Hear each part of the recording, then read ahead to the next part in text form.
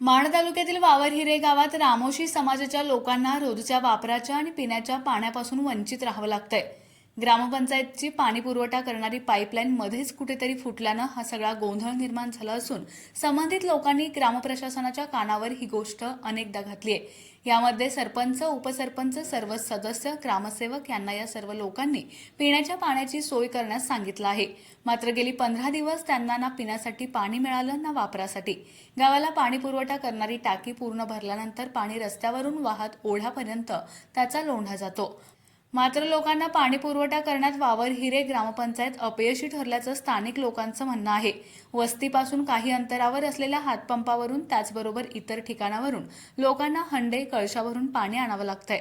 दारात असलेली जनावरे आणि वापरासाठी लागणाऱ्या पाण्यासाठी लोकांना भर पावसाळ्यात संघर्ष करावा लागतोय। त्यामुळे ग्रामपंचायतीने लोकांच्या निर्माण झालेल्या पाण्याचा प्रश्न मिटवून त्यांच्या पाण्यासाठीची सुरू असलेली वणवण थांबवावी अशी अपेक्षा व्यक्त होतीये। त्या अपेक्षेला वावरहिरे ग्रामपंचायत न्याय देणार का हे बघणं आता महत्त्वाचं ठरणार आहे। पाणी नाही आम्हाला 15 दिवस झालं, पाईपलाईन फुटली आहे।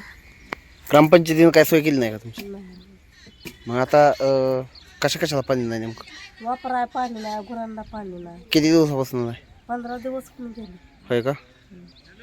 वय तरी पाणी पाहिजे आणि पाणी सुटलं तरी तकडचं मागलं पाणी भरूच तर आम्हाला मोरल्या घराने पाणी तर पाणीच झालं बंद। किती दिवसापासून असं आहे? आता किती दिवस झाले? 15 दिवस झालं सर पाणी नाही आम्हाला। आणि कुठं आणताय पाणी? काय आता आणतोय हापशाचं। डोक्षानं? हो, मग कसं आणायचं आता? ग्रामपंचायतीची पाईपलाईन नाही आहे तुम्हाला?